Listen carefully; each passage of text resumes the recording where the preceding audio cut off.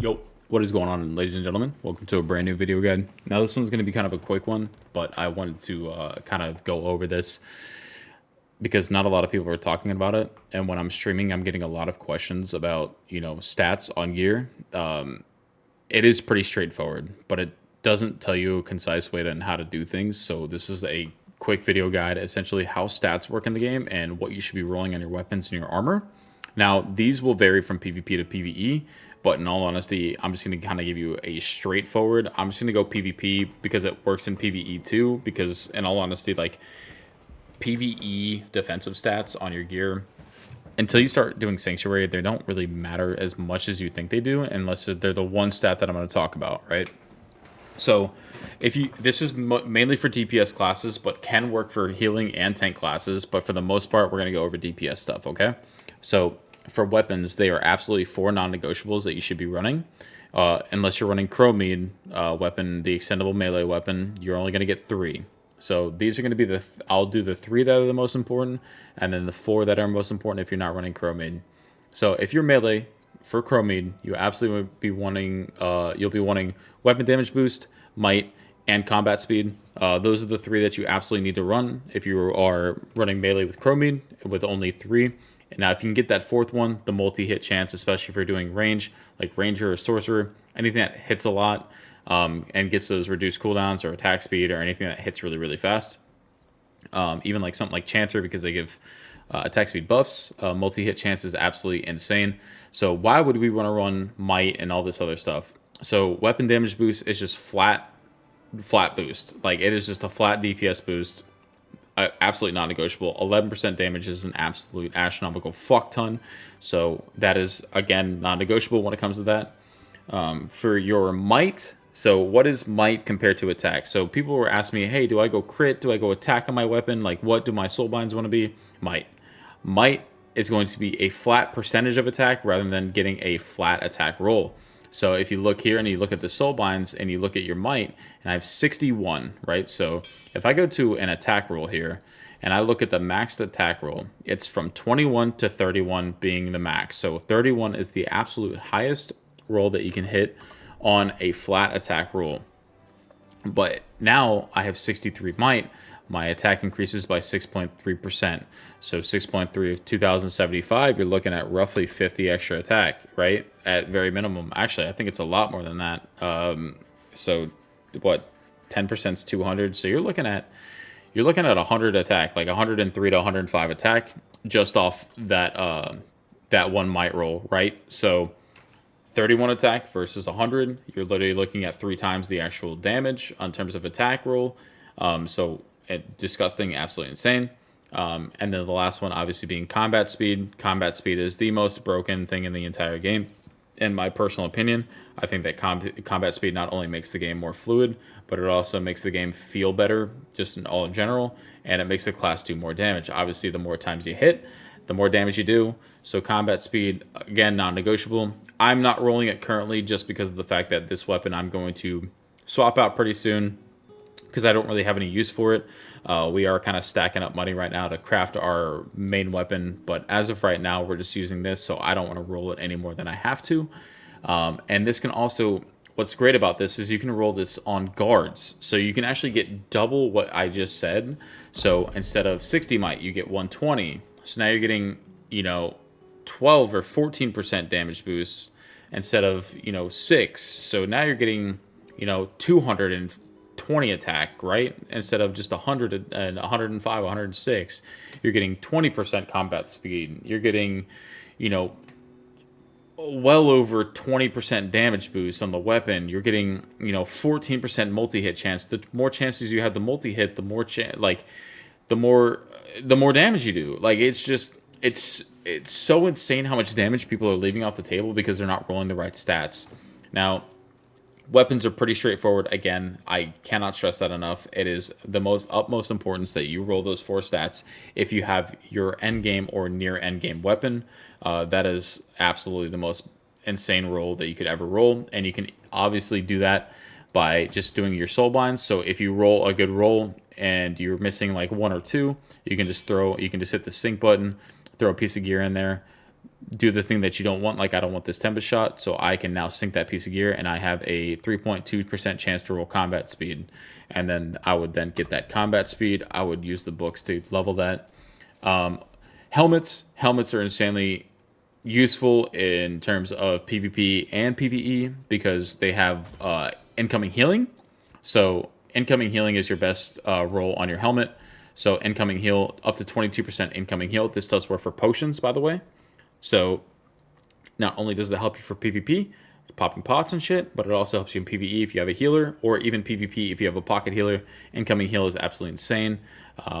Now, in terms of PvP, evasion is king right now. So if you guys need a just straightforward guide on what you should be running on PvP, evasion. So personally, I'm just probably going to roll evasion on all my gear just because of the fact that, realistically speaking, my PvP and my PvE gear are going to intertwine at some point. So evasion is just king. But if you're talking about PvE only, realistically, you're going to want that incoming heal. And then if you want to roll attack or crit, but I personally like running the passive stats because I get flat percent damage off of mine. I also get other things like just flat, damage on crit. I get flat crit damage and I get flat attack. So that's really nice. So 24% attack right now with that passive. So really, really nice when it comes to those stats. Your shoulders, there is only one that you realistically really, really are after. That is crit damage boost. So crit damage boost, obviously exactly like it sounds. Your crits are going to do 15% more damage all the way up to 16. Now this might vary because I have the heroic version. So, 15 might be the highest for you in terms of your gear. But absolutely insane, disgusting roll. Again, just roll evasion on all your stuff. And then whatever fits your style, like if you need passives or if you need defensives, you could roll status effect for less stuns if you're doing PvP. Or if you just want to roll Constitution for extra health, you can do that. And then if you want to roll, if you don't have a lot of those insane like percent attack stats, you can just roll attack and crit, right? So we went over helmet, pauldrons, chest piece. There's only one that you really want. It is damage boost. Chest pieces can roll flat fucking damage, by the way.